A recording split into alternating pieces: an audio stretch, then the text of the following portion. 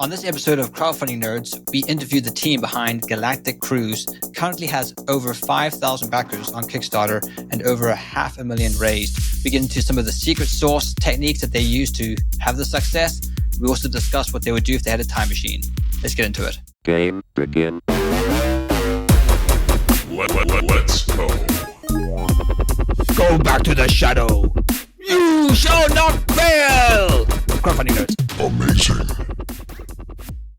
Hey everybody, and welcome to another awesome episode of Crowdfunding Nerds. I am your host, Andrew Lowen, and I'm joined with Sean and not Rick. Instead of Rick, we've got a trio of three. Dennis Northcott, Koltin Thompson, and TK King, the team behind Kinson Key Games and Galactic Cruise. Welcome to the show, guys. Hey, thanks for having us. Hey, Yeah. It's great to be here. That's awesome. Well, I am tickled pink that you guys have currently, at the time of our recording, have raised almost $550,000 in less than, 10 days, about 10 days. And I'm just eager to get those secrets of how you did what you did as first-time creators out on the airwaves so that more people can replicate, and especially myself. Like I would love to replicate that success on our next Kickstarter. So the I guess the aim of our podcast is to just draw out the secrets of really the secret sauce that you guys managed to put together for your pre-marketing, because I will say that you guys had one of the most successful pre-marketing ramp up periods of any new creator, and there are a lot of great lessons that we can pull from that. And so that's really the goal. So, but before we kind of get into all of that, if you guys wouldn't mind, introduce yourselves. Where'd you come from? Sure. What do you Yeah, do? so I guess I'll go first. So I am TK. I grew up and live still in Tennessee in the U.S. and grew up playing games, making games, just kind of as a side hobby. My background is more so in music, like music production, playing with bands and things like that. And then I did a little bit of film, and so a lot of kind of the creative elements. And finally landed on board game design back in 2020 when Colton and I had a little more time on our hands. So I grew up with Colton. And so we kind of dove more into the deep end of the board game hobby and design and fell in love with it and decided to kind of pursue it as a potential career. That's awesome. All right, Colton or Dennis, who's going next? Yeah, so I'll go next here. So like TK said, he and I grew up together. So I've lived in Tennessee my whole life, most of it in East Tennessee. So TK and I grew up in the same town, went to the same church, kind of ran around the same circles. And we've always both been kind of entrepreneur types anyway. So we never just had hobbies. It was always like, okay, now we have a hobby. Let's try to make some money. So I am less musically talented, but one of my big strengths is writing. So like when TK was in bands, I was always songwriting. I was like, here's a song, do my song. Let's go viral or whatever. I would write screenplays and we would try to make films like he had mentioned. And it's like we were good at these things, like we weren't terrible at them. But then during the pandemic, when we decided, hey, let's try to design some board games, we quickly found out like, hey, we're actually good at this. And that's maybe a little bit of like bragging or whatever, but The proof is in the it's like pudding. something felt different about it. Yeah. Yeah, it's like something felt different about it. We're like, oh, this is something that we think we can actually like pursue and maybe do, for a living someday. And so hopefully that's about to happen. That's awesome. Because I'm during the day I'm a fourth grade teacher and I love teaching, but it'd be great if I could be a full-time game person instead. That's fantastic. Well, so now Dennis, how did you get wrapped into all of this? Do you also live in Yes. Tennessee? Does Tennessee produce like the best game developers or what? It probably does produce the best game developers, but I am not from Tennessee. I always let TK and Colton go first because USA is number one. So America's got to go first.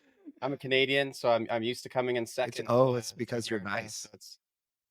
Canadians are just exactly. So I'm from Winnipeg in Canada. It's right in the middle to anyone that's not familiar.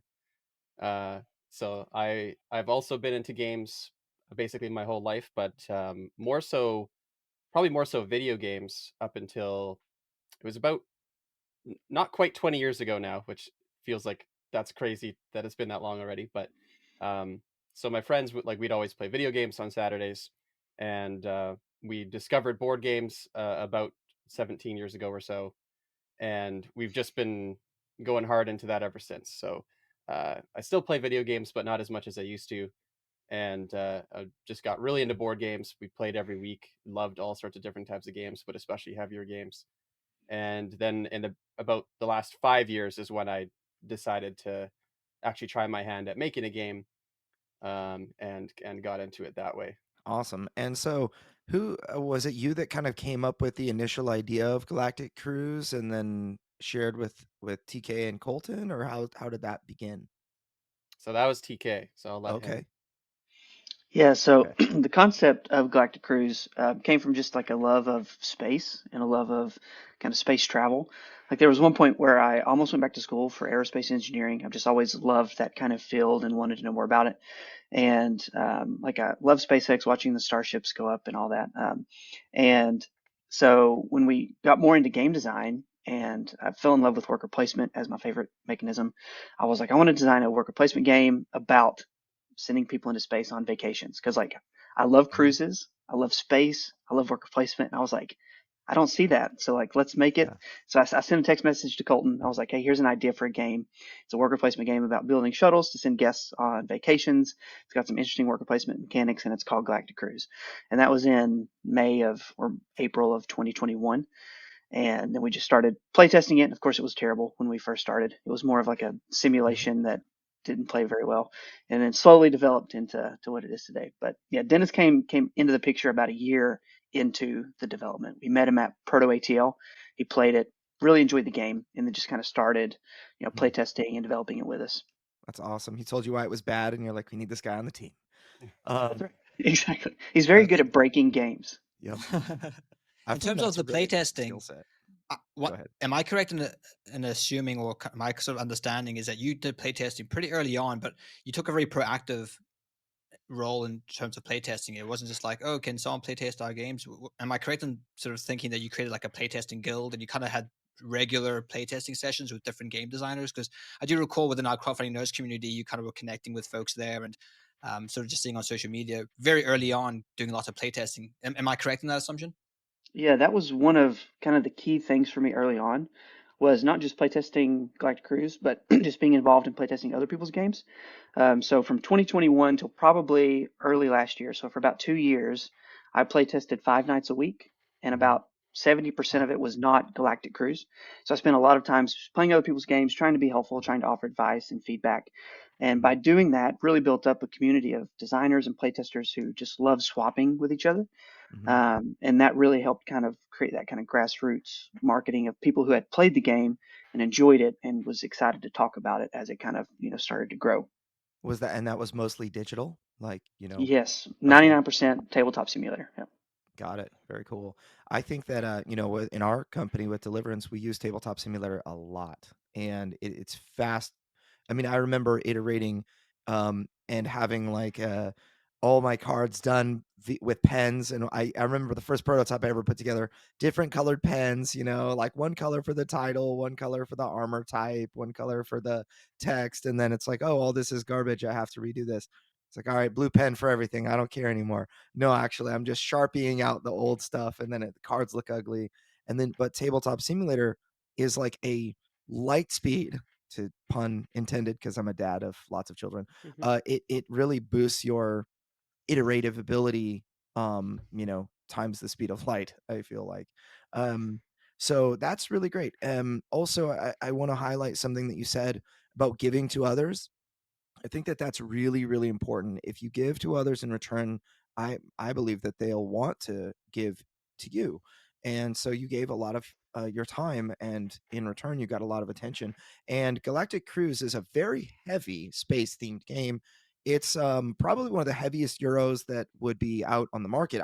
Based on what I see, as far as like time commitment and depth of strategy and other things like that, which is really hitting a lot of people's the right buttons, with a lot of people. But playtesting a game like that can be very brutal.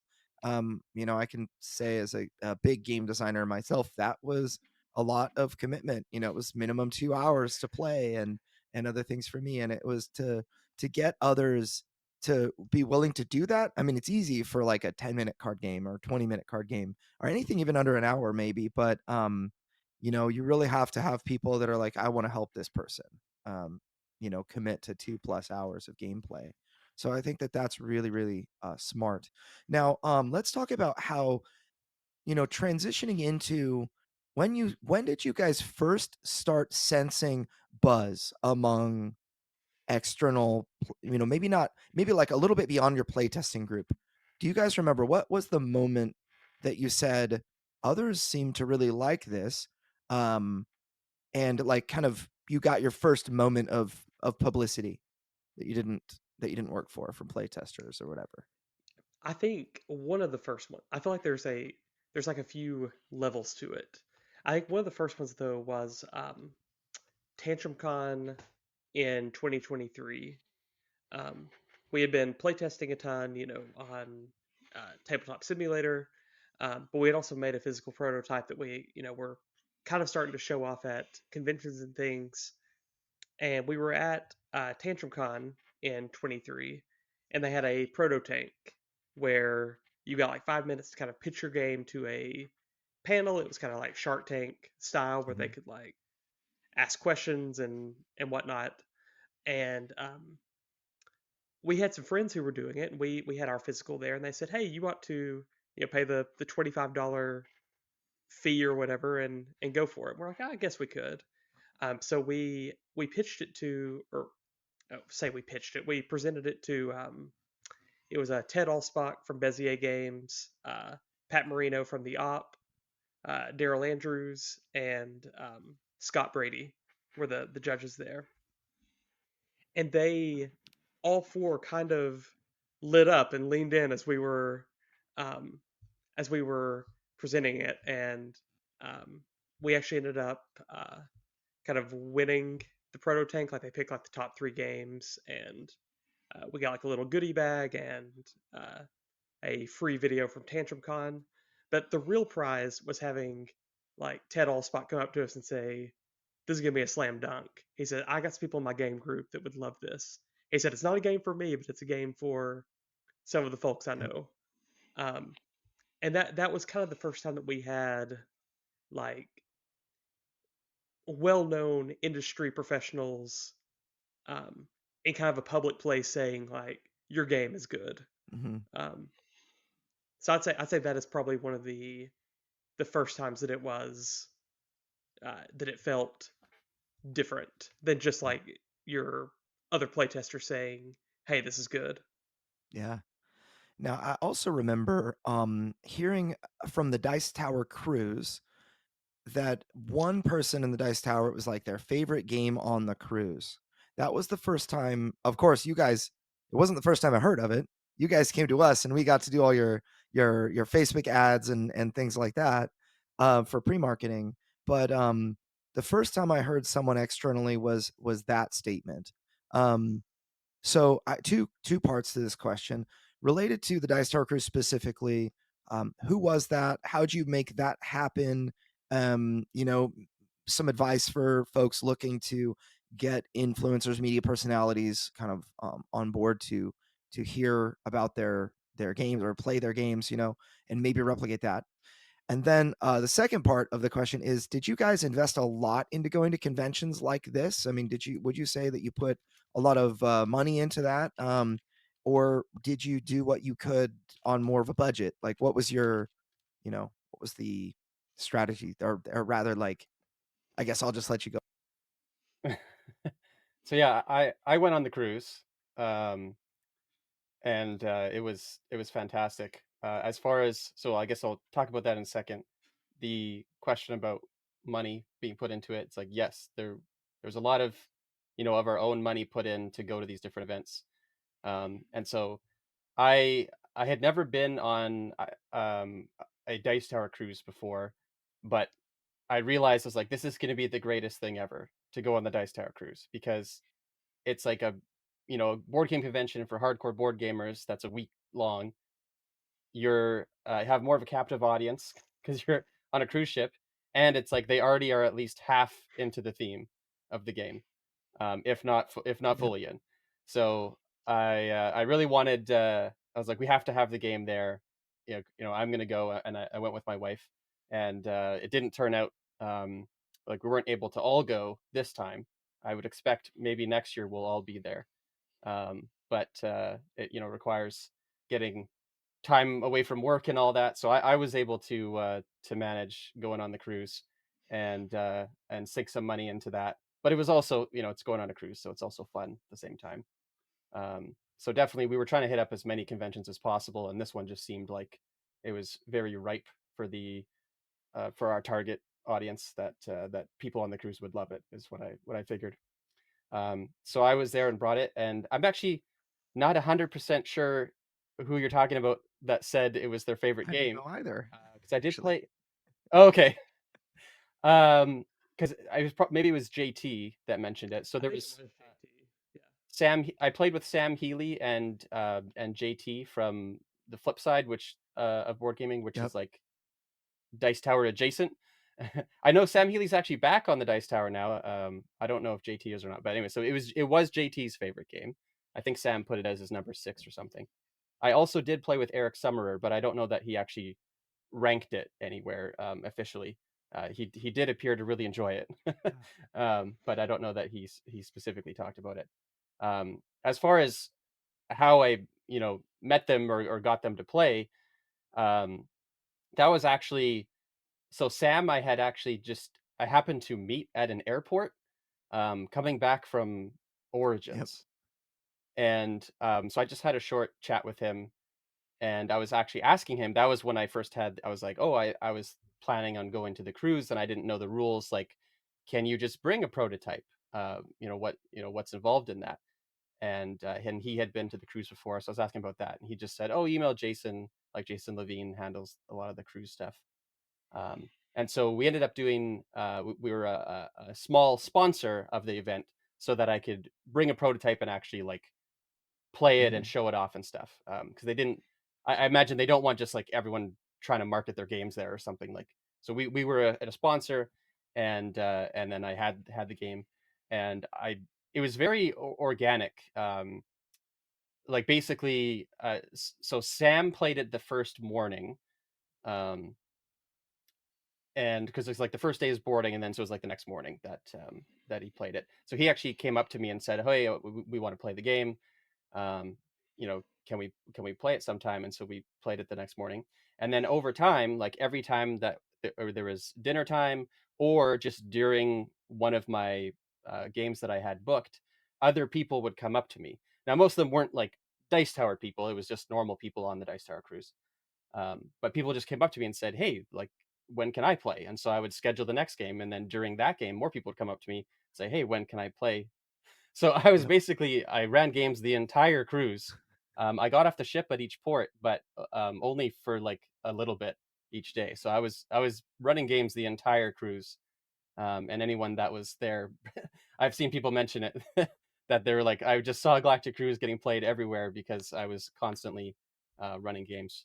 And so I think that it's a really good environment for that sort of thing, and it's like you have to, we had to build to get to that point of being able to have people just come up to us, but that is a much better way of getting that grassroots, is when like Mhm. I'm not having to go out to other people and say, hey, you should check this out and play it. It's more natural that somebody else played it and then told the person that they had dinner with, and then they went and found me. And so Eric Summerer on the second, like the last night, or the second last night, came up to me and said, everyone's been telling me about this game, I have to play it. So I played it with him on the last morning.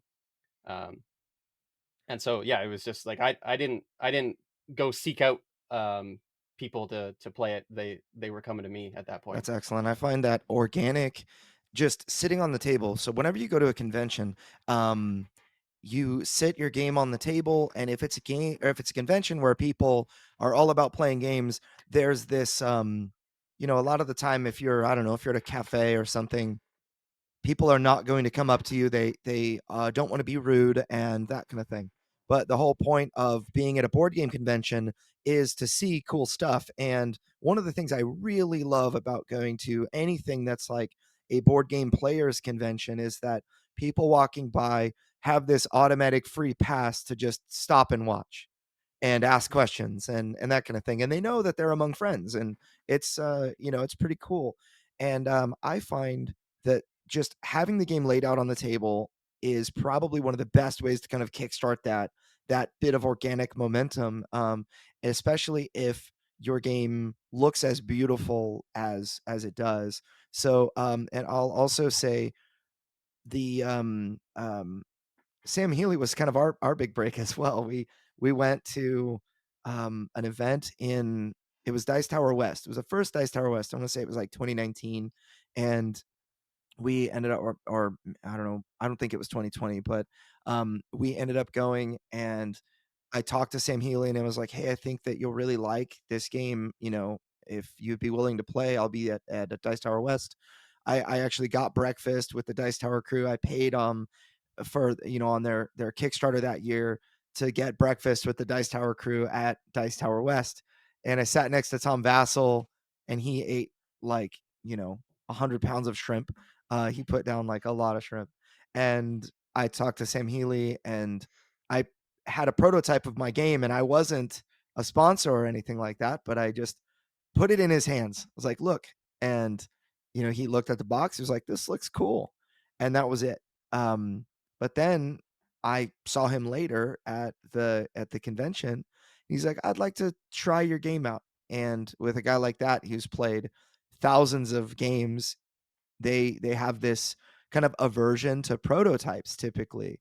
And so when he sat down with me, I asked him about that. I was like, why, just curious, for my own understanding, why are you interested in playing this with me? And what's your kind of policy on prototypes? And he said, I wouldn't be sitting here if I wasn't interested in it, but there are lots and lots of prototypes out there, and they're not real games yet. So we don't like to invest too much time unless it really, really appeals to us, and so on. And so he was able to play and loved it, and that was kind of our big break where other people in the Dice Tower were hearing about how the game was good, and it started to kind of be a little bit of buzz in spaces that I could not travel, that I had not earned the right to travel. But so I think that that's really, really cool. So anyway, fun. Thanks for sharing that. So I know we're talking about sort of events that sort of blew up, and this is kind of where you saw major traction. I imagine the next sort of milestone was when you eventually got the box art complete. I know that along just from social media, what I could see, you got a lot of buzz around that. The box art looks phenomenal. It's got this really cool kind of retro vibe to it. So maybe talk a little bit about that experience and how did the art impact people's reactions to your game? And that's that. Actually, I think that's the first place that I saw externally. You hit number one on Board Game Geek because of your box cover or your art, Yeah, right? that was crazy. So our hope was that it would become a hot image, and that people would see it on the page at least. And then yeah, it made its way to number one for I think 5 or 6 days. And a lot of that had to do, I think, with Ian posting it. So Ian posted it, and I think a lot of people get notified when he shares something. But then one of the things that we think kept it on the hotness for those several days was like the community that we had built before the release of that cover, because they immediately went on, rated it, said awesome things about the game, which we didn't ask them to do. And when people saw the box cover and they clicked on it, they were like, oh, this is not just an image, like a cool image. It's an actual game that people have played and loved. How can I find out more about it? And so I think that's one of the things that kind of kept the ball rolling, was just having that kind of groundswell of people that were excited about it before we released the cover. And the timing of that release was just incredible, because it was maybe a week or two before Origins. And so Origins, I think, was the first convention we went to where we had people walk up to us and be like, I've seen it, or I've heard about it. Like for me, that was the first moment of the transition of, hey, check out my game, to, hey, I want to check out your game, which was so cool to see. And we did exactly what you said, Andrew. We mainly set up demos. We didn't have a booth or anything.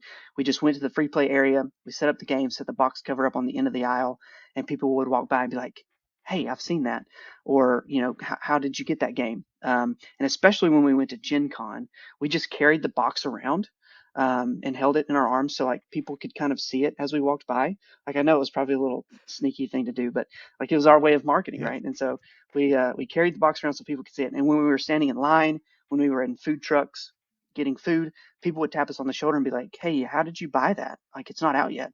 Yeah. And we were like, "Oh, it cost us $500. You got to order it from a few different companies. They piece I it never got together." it. Yeah. And so we always had like a funny answer we gave to him. And then we were like, no, we're the designers. It's a prototype. But yeah, getting that box cover and having the physical box made such a huge impact at conventions. Just being able to set it up, walk by, people asking questions. So yeah, that was definitely another kind of huge milestone in kind of that marketing of people being interested in it, seeing it in person for sure. I will also say that so I went to the game manufacturing trade show Gamma, which was in Kentucky this last week. And I was representing Crowdfunding Nerds because tons of companies and we have lots of cool leads and all of that. And the entire time I held the deliverance box under my arm, and it was like 12 pounds because I found a way to fit all the acrylic standees in there, got all the metal coins in there, and that box was heavy. And I carried that thing for 12 to 15 hours, and I got a lot of attention for that. They were like, I feel like half of selling is people asking, "Oh, what's that?" And Right. it's and some people would be like, "Oh, that game's awesome, I love that game," and then their game group's like, "Well, what are you talking about? What's that?" And then I get to talk about it or whatever. But many people in booths I would walk by and they would stop me and say, "Oh, what's that game?" Because again, it's one of those things that people have this unspoken license to interrupt your personal space and say, and you already know that you're friends because you're playing board games, and that's one of the most friendly hobbies that exist. And it got a lot of attention, and I think that I've never actually heard of somebody else doing that. I thought I was clever. I thought Yeah, I'm no, going to do this it thing, and works. Yeah. I think that's a We really spent big hours idea. doing it at every convention. We would just like, all right, if we finish the games, like, all right, we're going to take an hour and we're Mhm. just going to walk. We're Yeah. going to stand in booths, rotate our arms around so everybody can see what we're holding. But I mean, not do it in a way that like felt weird, of course, Yeah. but just do it in a way that's just like, hey, here's a game that, people can see. And like, Hold it up like yeah, I remember we spent a few minutes in maybe the Elf Creek booth, uh-huh. just like looking at games, but then we would have people walk in to look at those games, see Mhm. our game, and then start asking questions about it because we were holding it. Yeah. It was amazing. That's I was pretty in fantastic. line. I was in line to buy Sky Team, and had like everyone immediately around me in line ask me about it, and people walking by ask me about it. Like it was crazy. I was like, "What are the chances that everyone standing next to me has heard of this?" And it's like, but yeah, yeah. Even just waiting in line to do something was getting traction. Yeah, and now so Origins was back in June, right? And so Hmm. that was probably before our pre-marketing work, right? Yep. hmm And so, but when did you guys go to conventions after the Facebook ads had started? So maybe for the edification of our audience, how long did you guys? So you guys got in contact with us. We got to start working for you. How long was that? How long did you run your paid ads pre-marketing? And what were you doing yourselves like in the meantime? Actually, we'll get into what you were doing in the meantime, but let's talk about that for a second. So when did you get started? What was before you connected with us? What was your internal discussion as a team? You were like, okay, we want X number of months of pre-marketing. We're going to put Y dollars in, and you know, this is what we kind of envision for the partner that we want to use. What was that conversation like? So yeah, as far as like timing with pre-marketing, I know we worked with you all about 2 months prior to the launch of the campaign. I think we started in January. Um, but our main convention push was all of last year. So we went to all the conventions we could: Origins, Gen Con, PAX, Southern Fried, Proto Spills, local ones that we had. But yeah, our main pre-marketing as far as ad spend goes was January and February. Mhm. And we're also working with BackerKit, who's doing like our live ads right now. I think they did a little bit of lead gen right before we launched, but most of our lead gen, as far as email collection leading up to the campaign, was you all. And I think our goal as far as ad spend was around $12,000. Because our goal was to get to 10,000 emails, and we had about 1,500 when we started the ads. And so we knew that, spending $12,000, if they were $2 a piece, that would get us, 6,000 more. Or if it was less, it would get us a little more, or whatever. And so that was kind of our aim, was to get close to 10,000 as we could. I think we ended right before we launched with like 96 or 9,700. And on the other side, we wanted to have 10,000 Kickstarter followers. And so whenever we had the email collection set up with your landing page, you all had that directed to the Kickstarter page as soon as they hit submit. And so we had a lot of followers. We ended up having, I think, around 13,000 Kickstarter followers right before we launched.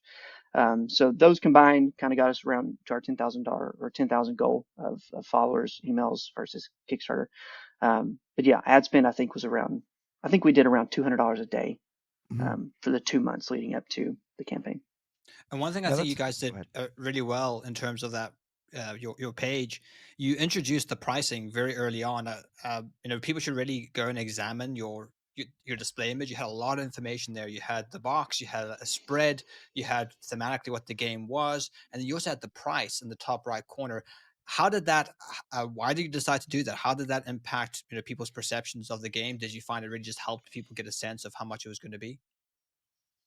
Yeah, I think one thing that we've really like one thing that we've really tried to do every step of the way, whether it's the pricing or the content of the game, what the game is to be as absolutely transparent as we can. Now, obviously, we have like withheld information like for the fun of revealing it, but things like the pricing, we wanted to reveal that. We actually revealed that I think a month before we launched, because we wanted to give people a month to get finances in order. I know there's lots of games where you don't know what it's going to cost until it launches. So for that reason, I am not the proud owner of the new food chain magnate, because I was like, I don't know how much this is going to be, and then it launched, and I was like, oh, I don't have that money lying around. So we definitely wanted to give people like plenty of plenty of notice about like pricing, about content. We had those 3 kind of high dollar tiers in our campaign, and we wanted to be very upfront about like what was included in those, so that nobody was like, oh, these guys are just trying to steal from us. So and I think that transparency has gone a long way with the community as well. Yeah, I really love the way that you guys did this. I actually kind of did something similar for Deliverance, because there were people that I knew that were like, I might not even play this game, but I believe in this thing and I want to give you money. My mom was like, is my number one fan, and like she plays Wordle and that's it. She's just like, how can I help? It's like, all right, I this is how. And I had another guy that worked for years in the suite next door. My office was near his, and we did all his marketing for his startup company, and he ended up selling it for like $50 million. And he was just like, hey man, anything you need when time comes, like, you just let me know. And he obviously, was very happy. And I just like kind of cold called him. I was like, hey Gary, I've got a Kickstarter launching. Would you be would you be down to throw some money into that? And he was like, yeah. So I thought, oh, I have to have a pledge level that is like a high dollar value. I can't just be like, well, just hit pledge and then instead of $1 put in 1,000 or something. But instead I thought I'll include like, what can I make worthwhile for people and make it feel special and that kind of thing. And you guys have gone a little bit of the Chip Theory Games route, where what they used to do is like, hey, you'll get for certain pledge levels, it's like you'll get the all-in bundle with every future title we release plus a prototype. That, by the way, was a real challenge, because I know you guys are probably relying on getting some prototypes back that you gave to influencers, right? And so we ended up yeah, you see some fingers crossed. Yeah, we had about a third of our prototypes just like disappear, and then a third of them came back like how can this, like, what did people do to this? It was like a bomb went off inside the box, you know. But yeah, we were able to put together and give, you know, our prototypes Those out. games are at conventions, and people are like, "Where'd you get that game?" Yeah, yeah. Yeah. So I love what you guys did with these pricing things. You know, $14.99 for your board of directors pledge, $1,000 or $9.99 for your esteemed shareholder pledge, $499 for your revered investor pledge. They're all gone.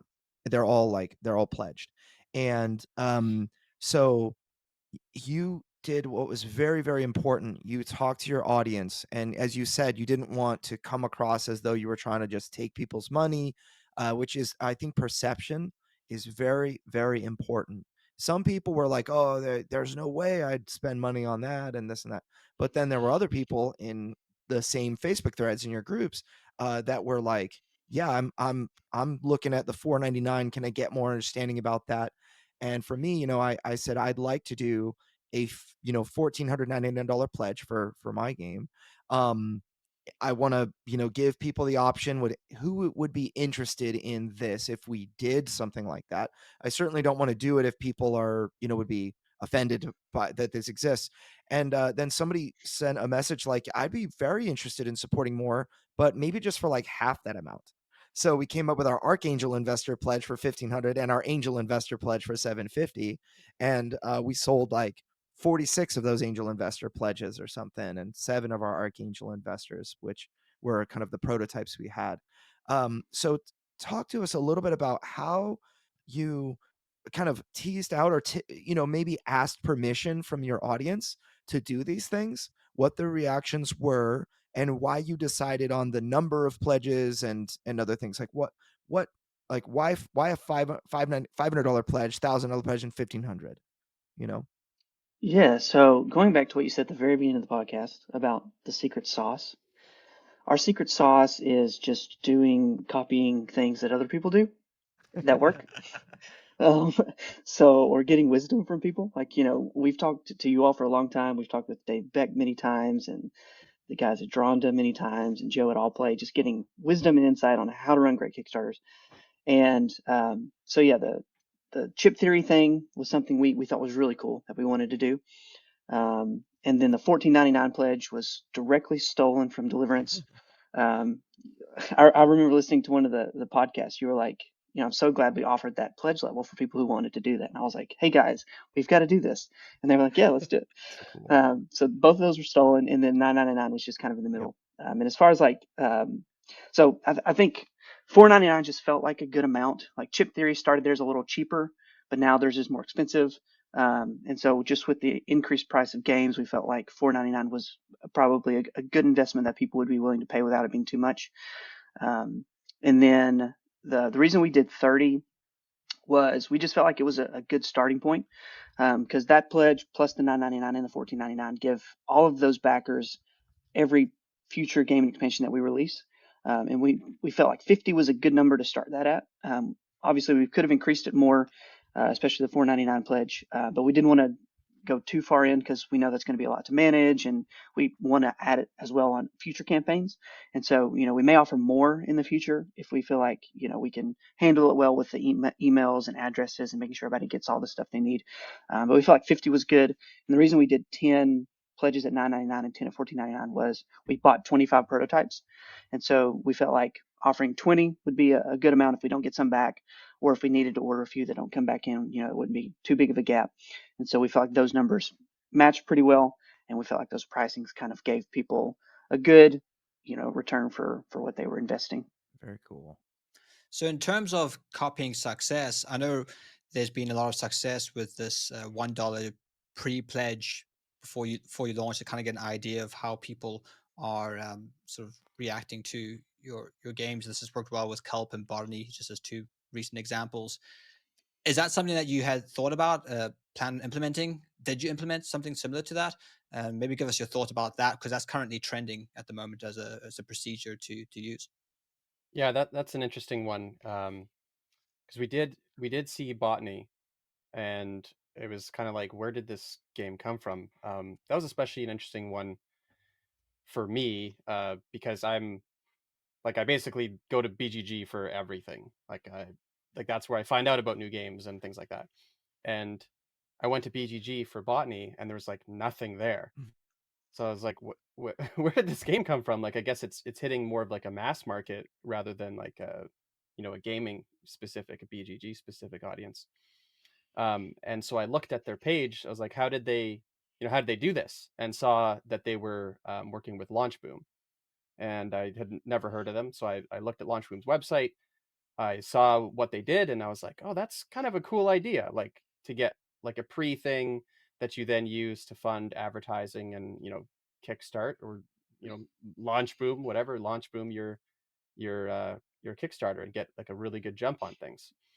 So we did have a meeting with Launch Boom, and they seemed like it was, that I still think it's an interesting idea. It's funny how much backlash there is now seeing it, because we decided not to do that. In the end, we decided not to go with that, and then now we're seeing that like all sorts of people are getting upset about that.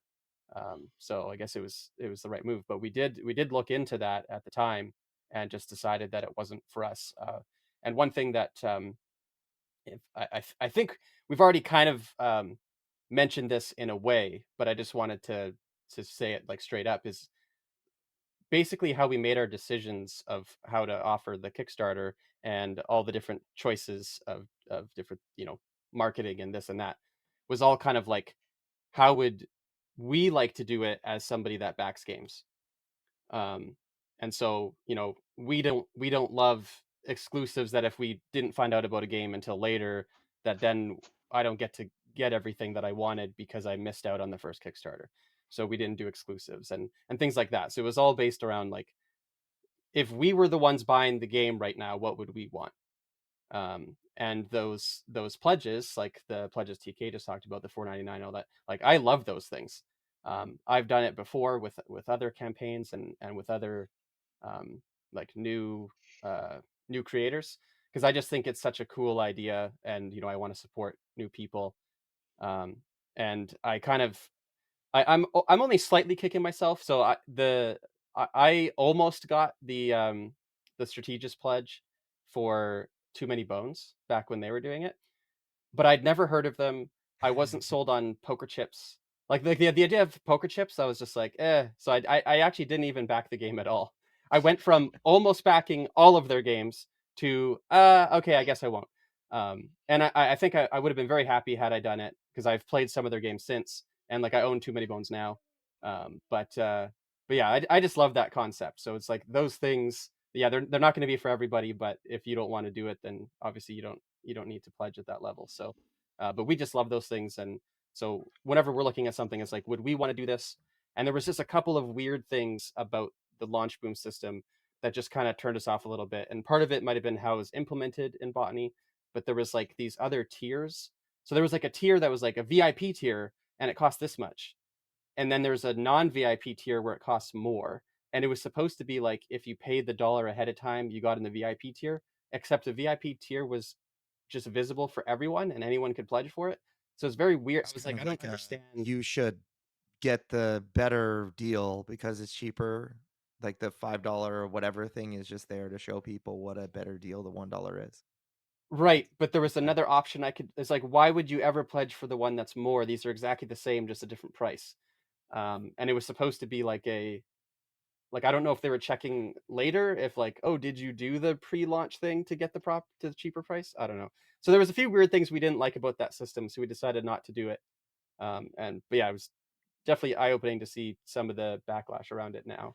Yeah, it is curious. But you guys also asked in communities, right? Because I know TK, you asked in the Board Game Design Lab if anyone else had experience doing this system. So again, it kind of like we're kind of getting strange vibes from this because it's not something we would personally like. But you also did get other people's opinions, which I think is sort of good in terms of building your Kickstarters. It's good to kind of go to these communities and ask, hey, get advice from other people who've been there before and done it.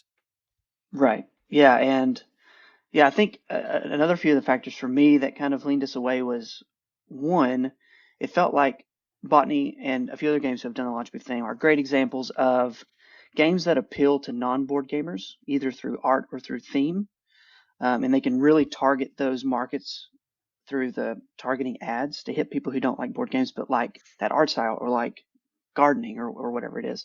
And we just didn't feel like Galactic Cruise fit with that kind of strategy. And then the other thing is years ago when we started our Facebook group, we did implement a dollar kind of strategy in a different way.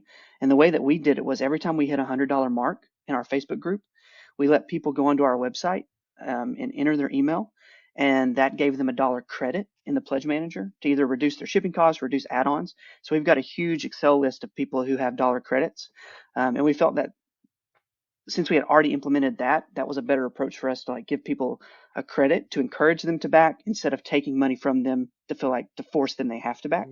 And we felt like that was a more kind of fun way for people to engage and get that dollar, off or credit where they didn't feel like they were losing anything if they didn't back. That's a really smart way to, I really feel like this, and I don't want to speak poorly about Launchbeam because I think that they do some really great work.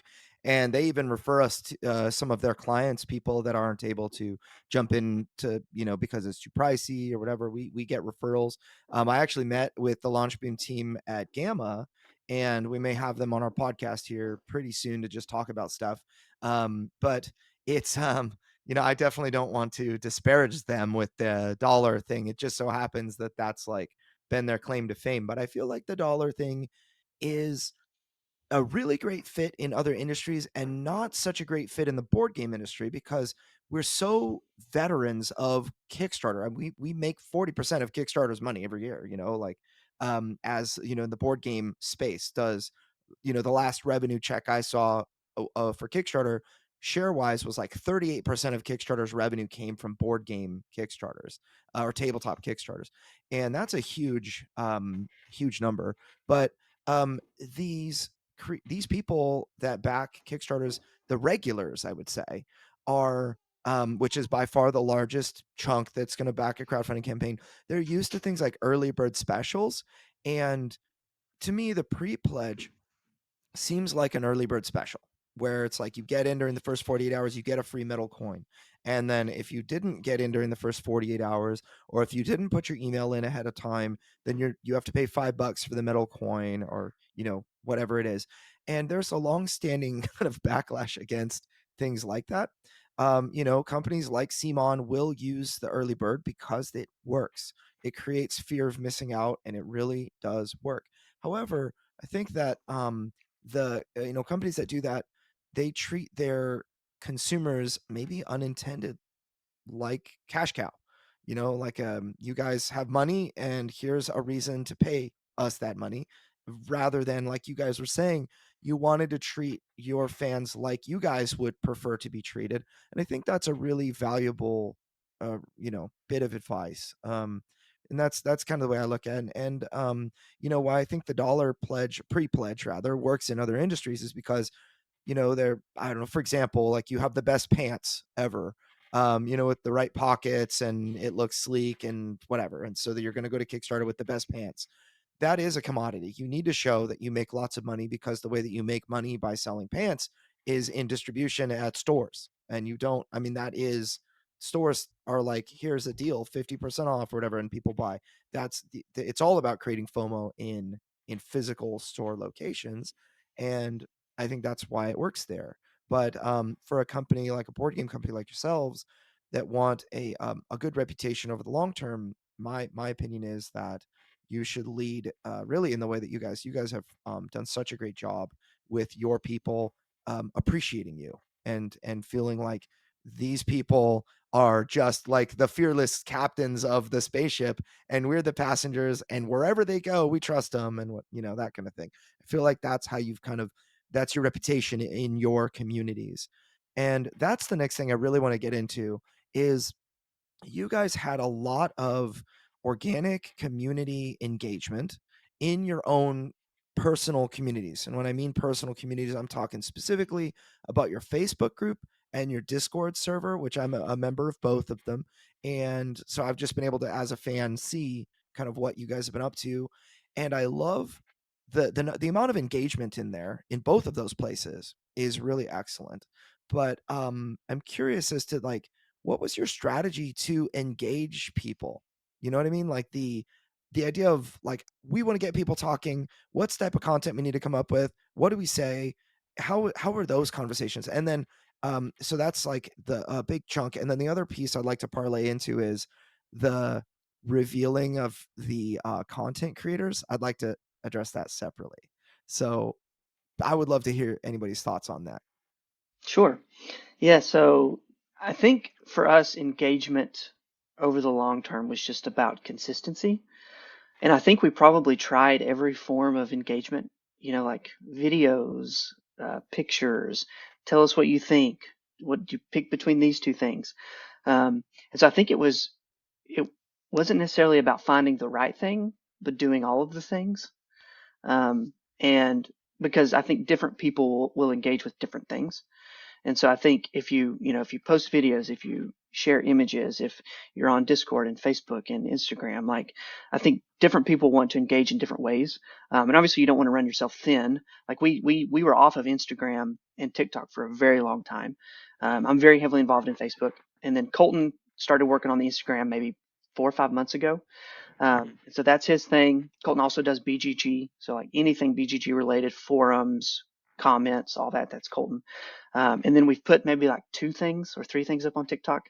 Like, and Yeah. so we're mainly focused on Facebook and Discord, and then try to throw at least a couple things for the people who are on the other platforms. But yeah, it's mainly just been about consistency and trying to make people feel valued by getting their input. Like that was huge with us playtesting, right? We've playtested the game over, I don't know, 500 times with hundreds of different people, and always tried to make sure that their feedback, that they felt valued when they gave us their feedback. Now, granted, we didn't implement everything that everybody said, but we wanted to make sure that they were heard, and it was something that we would actually consider and think about, because many different people have many different opinions, and they're all great to hear, and they're great to absorb, keep some, throw away some, but I think it's very important that you just make your community feel valued, and that you actually care about what they have to say. And so just asking them questions, getting their input, feedback on things, even if it doesn't change the gameplay. It's like, what does this make you think of? Or things like that were things we would often use in, non-GC Facebook groups or whatever, like regular board game groups. It's like when we posted the box cover, we were like, hey, what do you think this game is about? Or something like that. And so just trying to get people's input, because people love to give their opinion and thoughts on things. And it's so great to be able to interact and engage with that. And I think a step further beyond that would be just responding to those things. Like that's one of my favorite things to do. Is like if you post something and somebody comments, like I want to respond immediately. Like I'm not just going to like it, I'm going to say something. And either maybe that's just thanks, or maybe it's a whole paragraph about why I really enjoyed what they had to say, or my opinion on what they had to say. And so like that's kind of my forte, is the social media marketing, being responsive, and just being consistent in that I space. do see your name up there a lot. Yeah. Yeah. Yeah. And he's so good about responding positively to negative people. Mhm. If they're like, I think your board is ugly, he's like, hey, thanks so much for your feedback. It's not, but here's why you're wrong, nicely. No, he's we always joke that it's like if someone's being positive, anyone can respond. But if they're being negative, TK's the guy you want responding, because he's always so gracious for feedback, even if it's something that he like wholeheartedly disagrees with. Um, Whereas for me, I'm like, talk like an adult. Don't say ugly. Like I feel like I'm talking to my fourth graders right now. Like, be nice to each other. So And TK is the one at the front desk greeting people, and you're the one that they feed under the door, so you don't have to deal with the customer, right? Yeah, that's no, actually I really do I important. do love I love people, because like we've had such a great like outpouring of love from people, and I love engaging with those people. But then people come along and I'm just like, yep, that's gonna be a TK thing. Yeah. Well, TK's kind of prepared for this his whole life. You're a worship pastor, and right, and you're just like a servant. That's your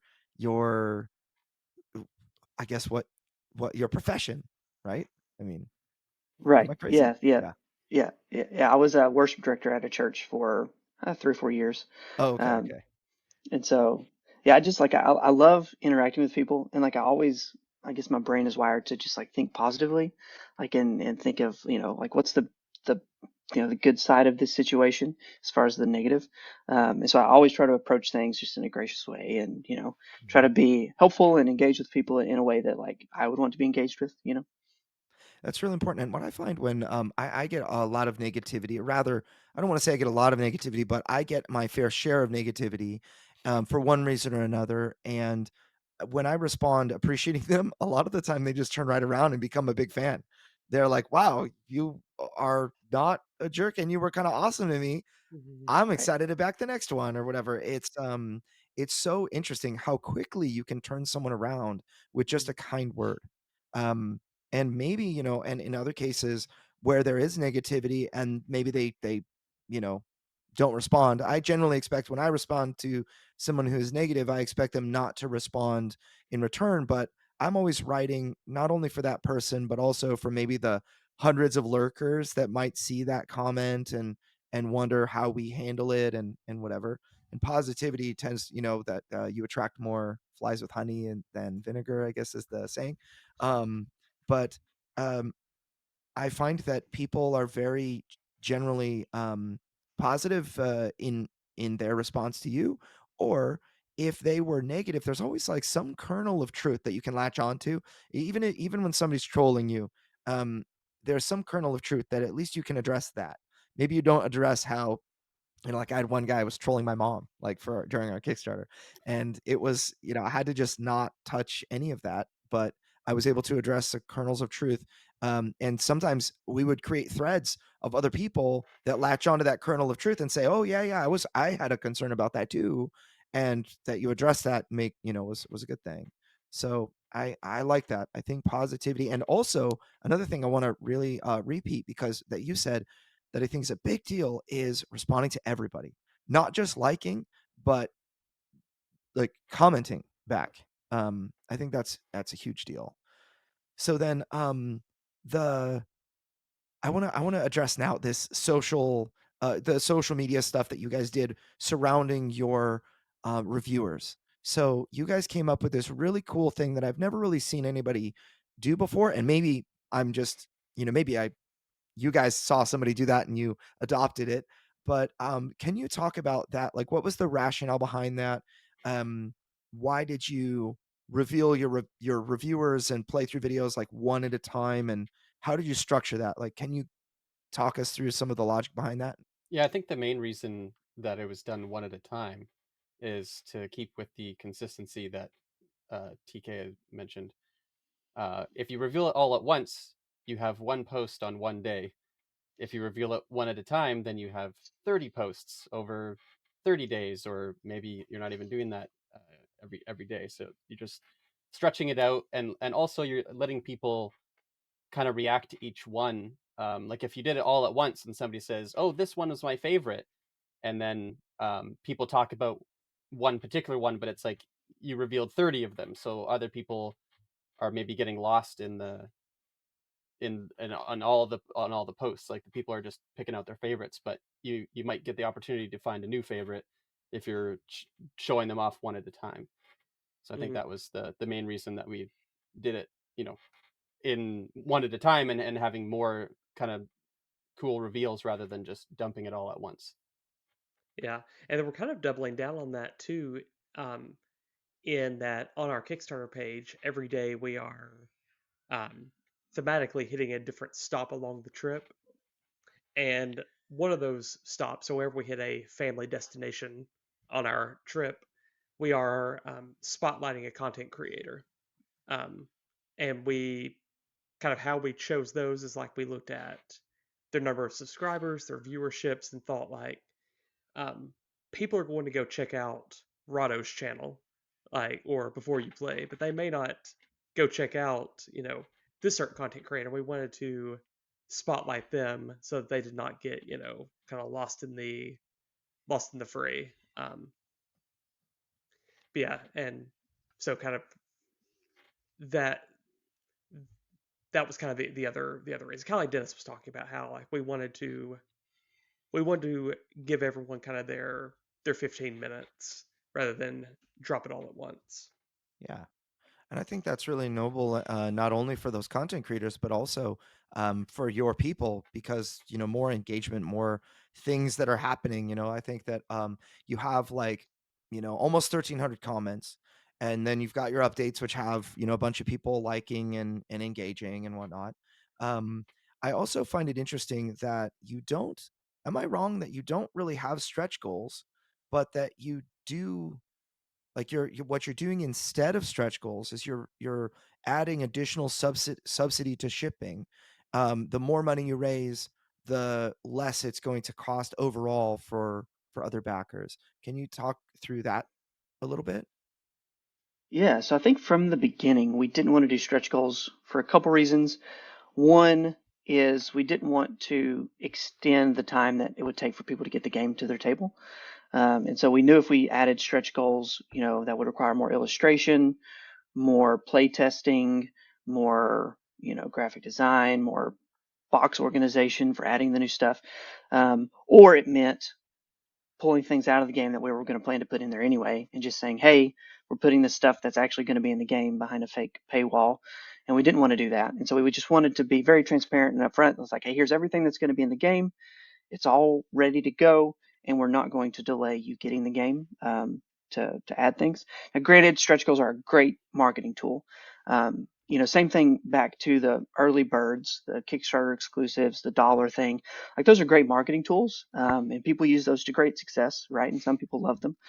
But for us, our approach was, we would rather make less money upfront on the Kickstarter and treat people like we wanted to be treated than to try and make a quick buck, because we felt like that would result in better, more excited long-term fans. And so that was one of the things we felt with stretch goals, kind of in the same way. But we did want to kind of reward backers for helping us reach higher levels of funding. And one of the ways that we came up with was shipping, because we knew like that wouldn't delay the game. It doesn't cause us to do anything extra. And so instead of backers getting more, they're paying less. And so the way that we structured it was every 250,000 we raised, we would subsidize the shipping another additional dollar. So we started out at a $2 subsidy. It's now up to a $4 subsidy, and it can get up to a $6 if we were to hit the $1 million mark. And so we just felt like that was a good way to kind of say thank you to our backers for helping us, get to a higher funding level without having to do the traditional, route of stretch goals. That's a really smart way to go. Now, and it also, you are kind of playing the game of Kickstarter. There's this game within the game, right? The more you can encourage people to comment, post, and whatnot, the better. And the more funding you raise, people tend to get more excited and that kind of thing. But I agree that stretch goals are a game. I think that anybody that does, or that gets quotes for their game without every stretch goal is making a mistake. So what really stretch goals are, you're stripping out pieces of your game that have hopefully been play tested, and you're hoping to add them back in when you unlock stretch goals. But then if you don't reach all of them, it's like, well, might as well just, you know, I have the ninth angel or whatever. People were concerned we're not going to get the ninth angel, and it's like, no, every manufacturing quote had the ninth angel in there. We're getting that ninth angel. Thankfully, we were able to unlock it like organically and naturally with Right. Deliverance. But what if we didn't? It would just be weird. So I Yeah. don't And really like. I stretch goals kind of made me feel like icky. I felt like I had to do them at the time, but I didn't like the feeling. And so. Yeah, and I think one of the things that stretch goals are really good for are like, first time creators who aren't sure if they're going to fund or, what they can afford. Like they're perfect for that, right? Because it's like, Mhm. I'm not sure if I can do dual layer boards because if I don't get 500 backers, then I can't get the quote to a reasonable price. And so I think stretch goals are really great for that kind of setup. Just like, hey, Mhm. this is actually like, if we don't make this goal, then, I can't afford to put this in the game. And I think that's a fantastic way to utilize stretch goals. But like for us, and I think you saw this, we did like a survey a few weeks Mhm. before we launched the campaign of like, hey, if you're considering backing the game, what pledge level are you considering doing? And we had 400 or 500 people fill out that survey. And we had them select the pledge level that they wanted or were considering, and then say, I'll be there on day one, or I'm not sure. And of the people that said, I'll be there on day one, that met our funding goal. So like that was $50,000 that we knew we were going to hit. And so we knew going in that we didn't need to really put anything behind a stretch goal paywall or anything, because we knew that at least to get our funding goal, the people, if they, obviously did what they said, they would be there on day one, which meant we could get to that, funding goal pretty quickly. And so that kind of gave us the confidence to go into it without having to worry if we would be able to kind of support those extra costs for the things that we wanted to, have in the game. Yep. So guys, let's say that you have a time machine and you're able to go back to 2020 and you could talk to yourselves. What advice would you give yourselves? What would you do differently? Maybe for our listeners' sake, just in terms of, they might be coming up to Kickstarter, it's their first project. They're looking at what you guys did. And is there any kind of like last minute advice you could give to them or give to yourselves if you had a time machine to go back those years? I think one thing is just I would probably go back and say, like, don't don't make yourself a strict timeline, because if you want to do your game the way that we've done Galactic Cruise, you can't say, okay, we're going to start designing now and we're going to launch 1 year from now. What you need to say is, we need to launch this when it's ready, because we've seen a lot of, like, I'm sure we've all seen a lot of like half-baked Kickstarters. We've also seen some that were like 80% baked or 90% baked, that it's like you just needed a little more time. There was a Kickstarter that launched a couple of days ago that I'm like, I feel like this should have launched maybe in like September of this year. Like they were almost there, and I think they probably blew their funding out of the water, and it's fine. Um, but that's one piece of advice I would give us, is like, um, don't like preemptively promise anybody, including yourself, that the game will launch at this time. Because the greatest thing that ever happened to Galactic Cruise was getting delayed by various things. Because when we started, we like, oh yeah, we started designing in 21, we'll launch in 22 sometime. And it was like, well, maybe like mid 23. And it's like maybe February of 24. And then finally it was like March of 24 is when it's happening. And that's, I think we can owe a lot of success to being patient and taking our time. So that's probably the advice I would give. Honestly, if we go back to 2020, I'd say start working on it right now. Don't wait till next year to start working on it. Like, have the idea right now and start working on it. Yeah. I think Yeah, that there is something to be said. Oh, go ahead, Dennis. I was just gonna say my time machine is, hey, get on Facebook and go find TK and Koltin, because why wait 2 years to meet them? Like, let's get on it right now. That's awesome. So building a team is important. Yeah, Yeah. Mm. I will 100%. say, from my external seat, you guys as a team of three is very, very beneficial to this project for a number of reasons. Number one, I mean, a $12,000 pre-marketing sounds, I mean, it's very expensive. But when you have a team of three that can divide that expense, it becomes much more reasonable.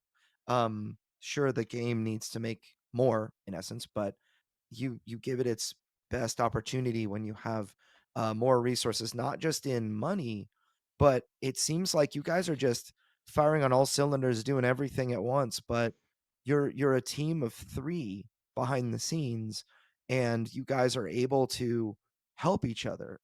For myself, as a kind of a solo dude that is running a publishing business on the side and trying to do my very best, I've found that it becomes so critical to have my graphic artist, on kind of on retainer with me, almost like an employee. I've got another guy that helps with game development and support, and he's kind of on retainer as well. And then my artist is like working pretty much full time and other things like that. But I have I kind of try to accomplish the same thing through contractors, and you guys have three um, co-owners, right? That are able to support. And what's really cool is it just seems like all three of you are firing on all cylinders, doing what it is that you're good at. And so it's not the easiest thing to work with partners where, if you're working by yourself, you can make every decision by yourself, but it sure does if you guys probably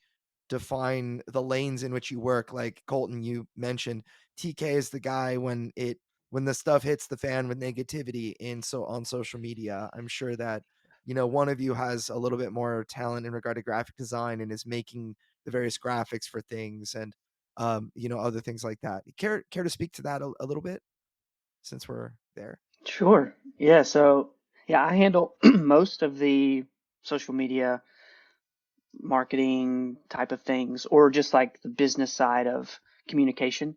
Like I'm the one responding to emails and communicating with our like our contractors and different things like that. So those are kind of the areas that I feel like I kind of fit really well into. And then I would say about 90% of the like written stuff that you see, like Kickstarter updates, BGG forums, even like, as I would say, a good chunk of like TK's Facebook posts are at least like drafted by me. Yeah, they're not written by Because me. They like, come from me, but they're written by Colton. yeah, yeah, and what I found is like that's what my background is in. Like that's what like my graduate degree is in writing. So I found that like TK can text me at 10:30 at night and say, "Hey, I need you to write this up," and at about 10:40, I've written him back like a post, and he's like, "Perfect." Um, so I do a lot of what I call Garfunkeling, where I let him like I play the background a little bit, um, but I think I drop some nice harmonies in there, and then like he said, I'm also the Instagram guy, which is really just a lot of times me stealing what he posted on Facebook, throwing a filter on it, and putting it up on Instagram to reach that audience. And then when people are like, "Hey, I'd love to cover your game," I'm like, "Hey, email this email," and they get to email TK, and he gets to deal with them. Um, and then Dennis is the glue that holds it all together. So Dennis, what do you do? So I kind of handle like a little bit of a, I mean, in a way, kind of all of us are a little bit of a jack of all trades, that we kind of fit in wherever we need to. I put the most work into the rule book and the player aids and all that, and learned a lot about uh, laying things out, graphic design wise, through that process. If you've been there and seen all of the versions, then you can see my journey along the way. And what's there now is not quite final either. Hoping to get some more, you know, graphics and things from Ian to and potentially change the layout there. But yeah, the rule book has definitely been my biggest project lately. And then I do a lot of the technical things that we need to do behind the scenes. And I also have the most flexible schedule, so I run the most play tests these days. So I always run play tests during the day. I mean, during the campaign, we haven't been doing as much. We're starting up again actually this week and next week. But I would run stuff during the day all the time, and play test with people. And then there's a couple conventions that I went to on my own. But most of the time, like we're all able to make it to a lot of the conventions. Um, so yeah, I do a kind of more behind the scenes stuff. So I'm not a big social media. I'm on Discord. You can find me there a lot, but I don't do as my name's not out there as much like TK is, because like I just everywhere we go, somebody knows TK and is just like, I was like, how does everyone know you? But it's, yeah, I get it, because it's like you're constantly posting stuff and responding to people, whereas Andrew, you mentioned lurkers earlier. It's like I'm a lurker. Uh, I read tons of stuff, but I almost never post. Yep. That's just my style. But I'm definitely, if you see me in person, come and say hi to me. I like talking to people in person. Just on social media, I don't know. For whatever reason, I just don't feel the same connection. But in person, love talking to people. So That's awesome. you can come and say hi. I've So, got my so TK, we didn't get your time machine verdict. What advice would you give yourself if you had one? So mine, before Colton answer, was going to be similar. Just like be patient. Don't try to rush it. That's been kind of our key thing of just like taking our time and making sure that we've checked off all the boxes. So I think even though that's kind of been our approach, I think if I went back, I would just say, like, don't worry, like it will pay off. Just take your time, be patient, because, I think all of us ride the roller coaster of, it's like, oh yeah, this is going to be awesome. And then the next day it's like, is anybody even going to show up on day one? Yeah. Like, and so I think my advice to myself would just be like, be patient and, don't give up, keep putting in the work and stay steady and consistent with it, and it'll pay off. That's fantastic. So Galactic Cruise live on Kickstarter now. I believe it ends on am I correct in saying it ends on the 1st of April? April 3rd. April 3rd. Okay. Well, now's your opportunity to back it. It's got over 5,000 backers, almost $550,000 raised. More by the time this podcast goes live, since we're recording, midweek Wednesday and it's coming out Monday. But I really appreciate you guys for just, sharing everything that you have. Last question. Where can people connect with you if they want to learn about Galactic Cruise? Of course, it's on Kickstarter, but where else? Like, how can they connect in Discord, Facebook group? Like, where do they go?